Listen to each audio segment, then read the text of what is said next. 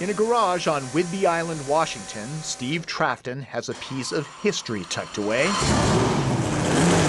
It has a stallion on the fender and 2,000 horses here. This is the world's fastest Ferrari. Investing years of engineering, this retired banking executive is risking more than money to break the land speed record for the AA blown fuel modified class. The results of a spin at 275 miles an hour would not be good. You really don't want that. It's a bit of a stretch to get in here. And once you get in, it's nice and cozy. Certainly, this car has been heavily modified. The transmission we use is a drag transmission used in drag cars. This tank is mounted up front here, is the high pressure CO2 that we use for the shifting mechanism in the car. And you have that little gauge up there because you don't want to look down just 3 inches to that tachometer. That's how much focus you have? That's right. It would require taking my eyes off the road and reading these numbers. All that I have to see is just the green, green, green, green, and then the change to red. When that happens, I hit the first button.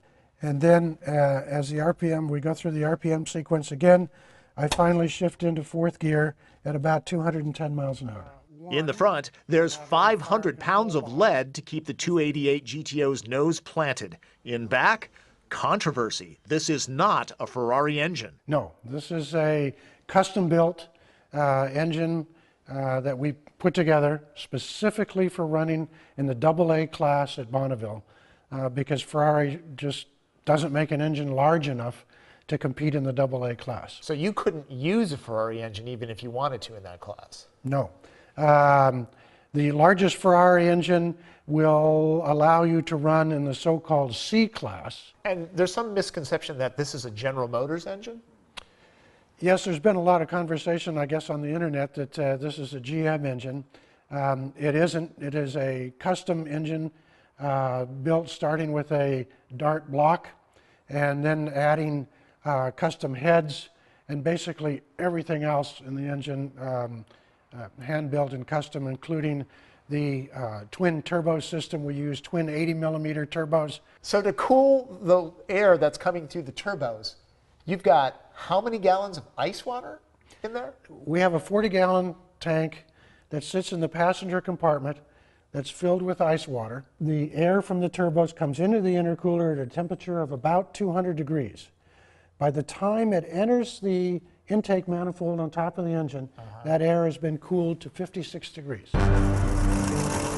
October 2010, the Bonneville Salt Flats, a surprising surface to travel over 270 miles an hour on. The salt is very much like driving on very dry, compact snow. So it's not necessarily real slippery, but it is also not like driving on asphalt. It doesn't have as much friction as asphalt.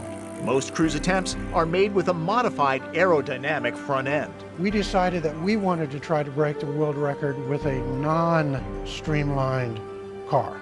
That put us at a disadvantage in some respects, and that obviously we had to deal with more air resistance and wind pressure resistance. A resistance so powerful that at the limit, the rear drive wheels will be turning 15 miles an hour faster than the front tires. Very intense, very exhilarating. Go, baby. Pushed to 40 miles an hour, the Ferrari is started on the fly. If successful, the run should take just 1 minute and 35 seconds.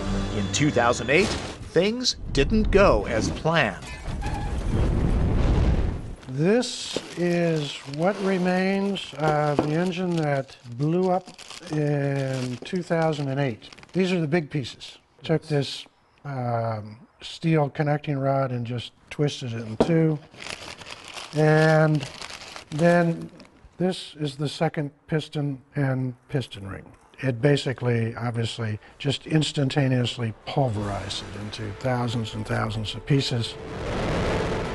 One thing that going 275 miles an hour will do will force you to focus on the road.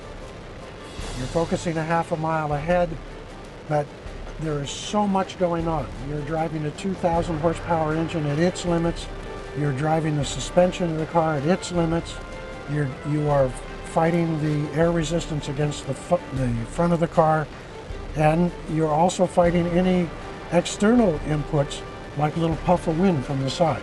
In 2010, the engine runs strong, and at 275.4 miles an hour, a relieved Trafton has set a new world record. When you reach up and hit that parachute handle, slowing the car down, there's a very big rush of exhilaration and relief.